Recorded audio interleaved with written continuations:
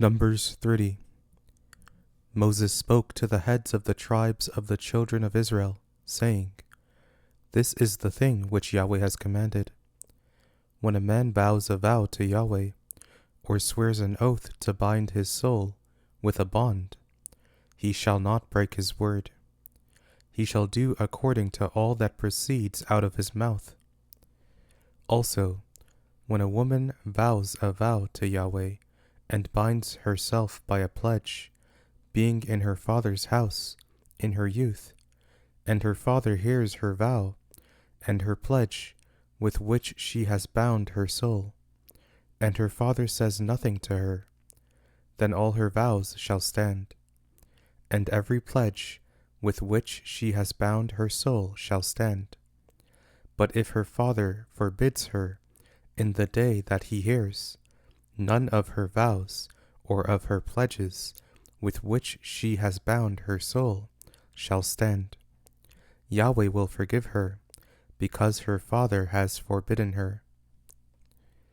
If she has a husband, while her vows are on her, or the rash utterance of her lips with which she has bound her soul, and her husband hears it, and says nothing to her in the day that he hears it, then her vows shall stand, and her pledges with which she has bound her soul shall stand.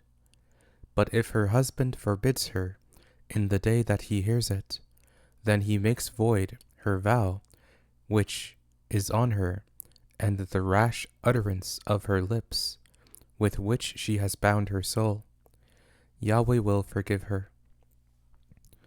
But the vow of a widow, or of her who is divorced, everything with which she has bound her soul shall stand against her.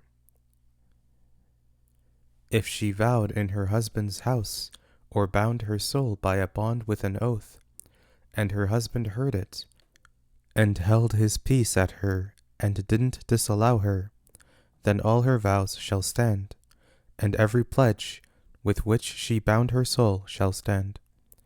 But if her husband made them null and void in the day that he heard them, then whatever proceeded out of her lips concerning her vows, or concerning the bond of her soul, shall not stand. Her husband has made them void. Yahweh will forgive her. Every vow and every binding oath to afflict the soul, her husband may establish it, or her husband may make it void.